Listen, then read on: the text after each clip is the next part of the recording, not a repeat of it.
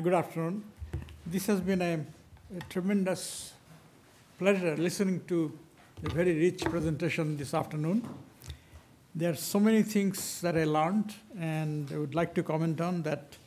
I might actually claim an hour for myself, but that will be impossible. So let me say that one of the things that came to mind listening to the discussions, even starting with Mr. Phelps' presentation on the China's economic might, if one can summarize the lessons of these talks, one can say $14 trillion plus China dream equals expanding sovereignty.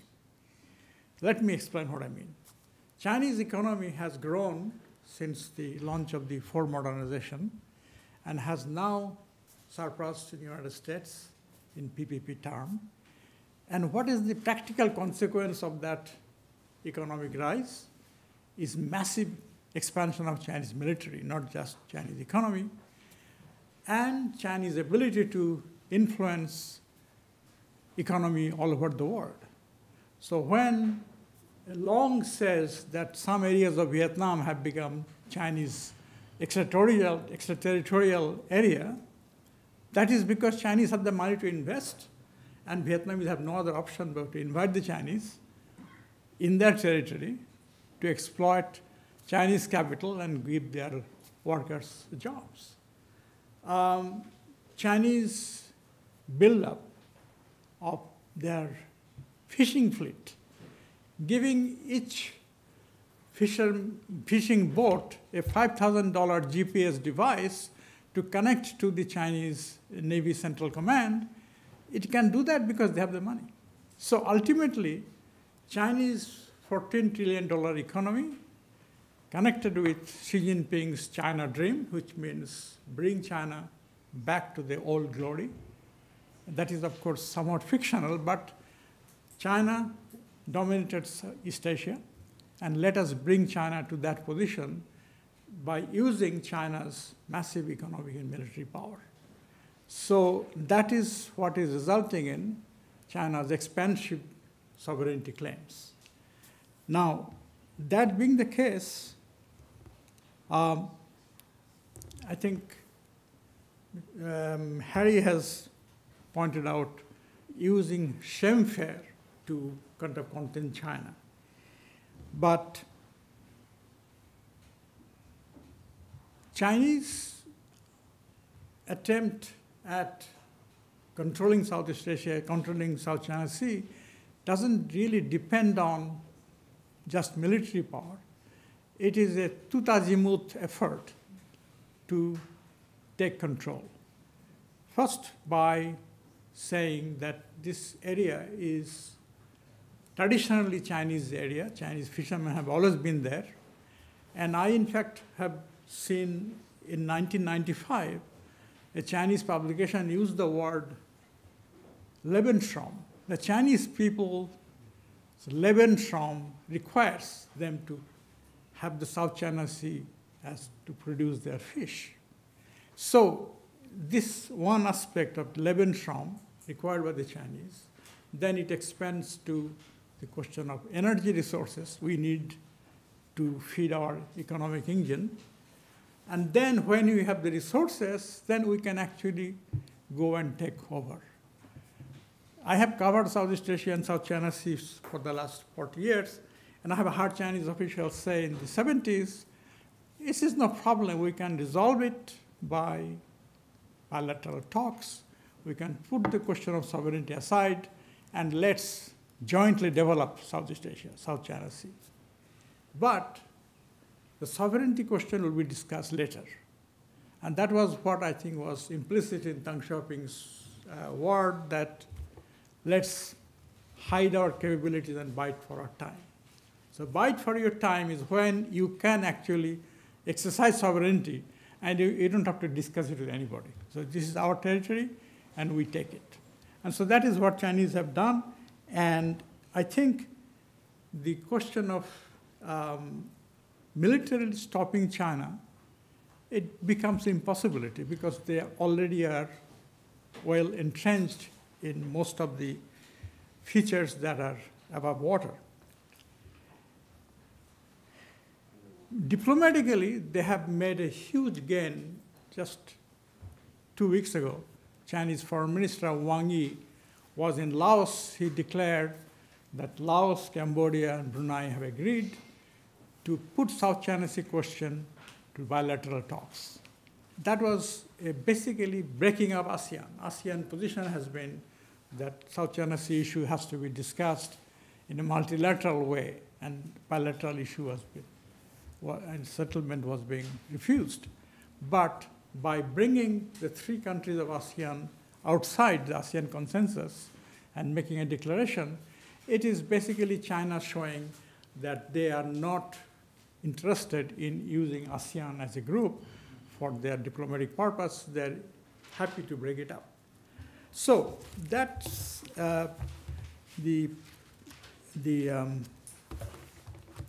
I think Eileen's point about the quandary that Philippines faces dealing with China.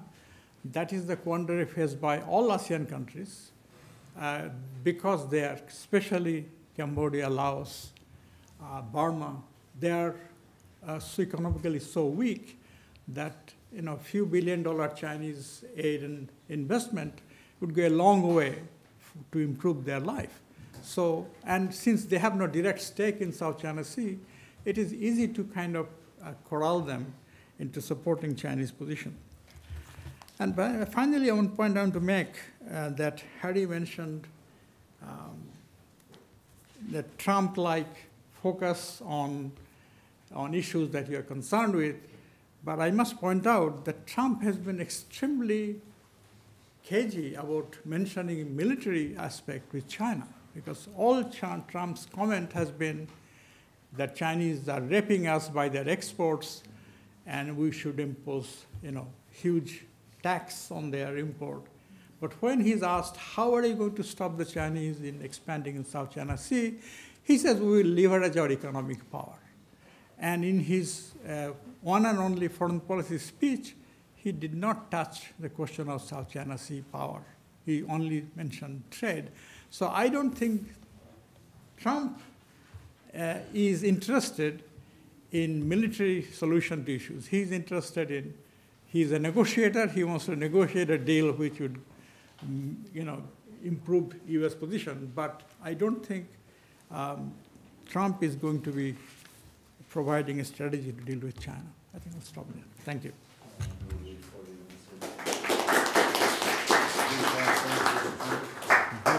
I'd now like to introduce the bravest person in the room, Hong Long, whom I first met at the National Institute for South China Sea Studies when I was working on my book in 2012, and is now based in the US working with the Institute for US-China Studies. And do you still have a National Institute semi-affiliation as well? Not anymore, right, okay. Thank you. The floor is yours. Well, thank you for Yale University to include me in this panel. And being the last one to stay in this podium, I apologize to stand between you and the dinner after a long day discussion. And thank you for putting me this hat of being brave. So I have 3 very general observations throughout the whole afternoon discussion. So the first observation is about China's role, because all the 5 presentations touch upon what is China has been doing, what is the role. And so I will start by commenting on General Schaffer's presentation. And there is assumption you're saying what China claims the South China Sea as territorial sea, and I have to say I disagree with you. But I feel sorry that you have this assumption. And territorial sea, absolutely, China has never claimed the South China Sea as territorial sea. Let me give you one very concrete example. Let's take the navigational regime. For the territorial sea, all the countries exercise innocent passage, but the EEZ, we're talking about navigation regime of freedom navigation. So let me take like U.S. increasing military patrol in the South China Sea. So what China did is protest, but it actually respect and does not actually arouse any provocative countermeasures. That actually shows that we are actually on the same page of talking about freedom navigation. And Chinese protest is more politically or strategically driven rather than legally driven. And also, I think Professor Taylor and Admiral Sheffer share identical observation about compare with living resources, non-living resources, and also grid navigation, security of sea level communication. I think both of you actually put the strategic as one of the fundamental or almost problem for China, and I think that's quite a fair observation. And that your two observation also bring me back to Professor Allianz. She has a very good term to describe what's happening now in the South China, which is the security dilemma. We see it's like a cycle. When China start the land reclamation, and then we see U.S. more and more U.S. engagement, and then when U.S. actually sending more military vessels and also calling all these regional states and also countries from outside of this region for joint military patrol, and they were all actually activate or given China's government another motivation to increase, not from the land reclamation activity, but increase the military facility construction. So I can see that as a security dilemma. And back to the issue of land reclamation, I agree with Professor Tyler. This is not a proper phrase to describe what is actually what's happening in the. And I don't actually also, I'm not really also happy about the word of artificial islands. Very technical issue, so let me just use maybe a more neutral phrase to describe it, which I say maybe we can use artificial construction. I think your observation about whatever we call it, I think about the function of these features, construction of the features, overestimation. And first of all, I think no matter how big or how strong all these land reclamation artificial islands there, and it will not help country, China, we will not help it to consolidate its territory claims. So the sovereignty claim has to be based on the principle of territorial acquisition under customary international law. So an artificial island, if you want to use the phrase, will not help a country to consolidate territory claims. It will not actually enhance a country's maritime entitlement and will not have any impact on the future maritime delimitation. And this is legally explanation about the legal implementation of those land reclamation artificial islands. And also about what are the military functional capacity, I also think it's overestimations. If I recall, I attended one of the conference on April 14 organized by MBR and also Japan Sasakawa Peace Foundation and USA. The Vice Admiral from the United States Navy, Vice Admiral Robert Thomas, who is the Director of Office of Chief for Naval Operation, and he has quite a fair observation. I think the media coverage and all these assumptions from American scholars and government officials from the navies, I think their assumption on what will be China, what is capacity, especially military capacity arising from the land reclamation in the South China is overestimated. And then about land reclamation, I think I'm quite happy with Mr. Henry Kisanas. And you have a lot of strategy, and I think I totally agree with you. Your last one is on Greenpeace strategy. And having explained China's legal basis for its land reclamation in the South China Sea, and there's something that I really want to emphasize about the environment impact assessment, which is something that China needs to do. And Chinese government claim it has done, and pre the Grand Reclamation, also post-reclamation measures in terms of maritime protection, environment protection. But I think it's very important for China to release those EIA, environment impact assessment report, and make it as transparent as possible. And then the second observation is about stakeholders in the South China Sea. And Harry talked about the U.S. role in the South China Sea. I think that's very important topic in terms of when we're talking about different stakeholders in the South China Sea. We're not talking about only the claimant states. American, Japan, India, Australia, they all have their legitimate interests in the South China Sea. So the U.S.-China relations in the South China Sea, it's very interesting development, which we see the development from the South China Sea dispute from purely legal debate between the claimant states over sovereignty issues and over maritime delimitation issues to a geopolitical competition between the two countries. Let me take U.S. and China as two examples which represent two interest groups in the Law of the Sea Convention negotiation. And actually, the two countries represent the two interest groups deriving from the doctrine of marine liberum, Hugo's doctrine. So both countries, China as a claimant state has its legitimate interest of the territory and maritime claims, and the U.S. as a user state and also has its legitimate interest of securing its freedom navigation. I think there's more common interest and difference between the two countries that we can actually look forward to having an increasing or a constructive role played by the United States in helping managing the South China Sea. And also, the stakeholder, there's also other, like Aaron has brought forward about the trilateral relations between China, U.S., and also the Philippines. I think she used a very good word, quantity, to describe actually the very complexity of the trilateral relations where we have these bilateral claimant states and also external states as user states. And another layer of stakeholders in the South China Sea is basically between or among all these claimant states. I think, to be honest, all these claimant states, where everyone's telling their own story, telling their own history about telling their own evidence and without listening to each other. And I think that's something that we need to actually we need to be facing with. And Dr. Chua has a very good explanation of, he has 3 publications about everything that to show the Vietnam claims over the Paracel and the Spratly. And those evidence, and you can also find very similar argument from the Chinese literature or from the Philippines literatures.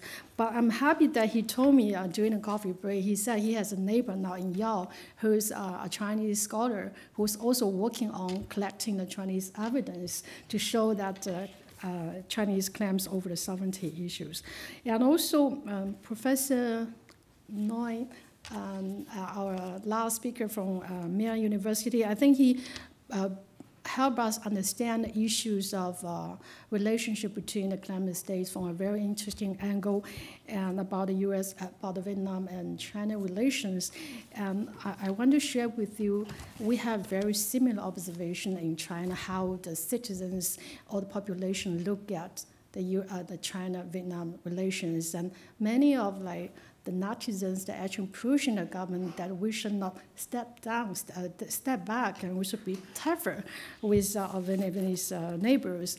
And one of the other, this is one of another example to show that all the claimant states actually is having their own story. But this is about a bad thing, but I think we should not let those bad stories overshadow the positive development in the South China Sea. If we take China and Vietnam as one example, despite all these differences and despite all these overlapping claims, we do have very good examples of land boundary demarcation history, and we do have the first maritime delimitation in Gulf Tonkin through many years of bilateral negotiation, and we're still at the process of continuing the negotiation in the delimitation of the outer mouths of the Gulf Tonkin. So I'm really thinking through all these kind of dialogues, we should continue that path of constructive engagement and dialogue. And my last observation is about, as Aline has raised in her presentation, what we should actually looking at what is the most practical or pragmatic approach to solve the South China Sea disputes. I think all our panels sort of raise different alternatives or options, like Harry brought forward the shared-fair strategy, a basket of strategy, and then also Professor Nguyen talk about the value of third-party compulsory jurisdiction or arbitration. We don't want to play down or undermine the value of third-party forum or third-party compulsory dispute settlement mechanisms. We talk about ICJ, we talk about the International Tribunal Law of the Sea, we talk about the arbitration tribunal. But in terms of all these issues, and we should also consider what might be the impact arising from the third-party forum mechanisms. This is something I want to save for my tomorrow presentation because I'm running out of time. And the last alternative or last option that I think I would like to echo Irene's suggestion, maybe we're back to, for instance, a lot of issues that we might look into, like fishery cooperation or environmental cooperation. There's a lot of alternatives or pros to review the post-arbitration or the the new development in the South China Sea. So I hope that I'm brave enough to.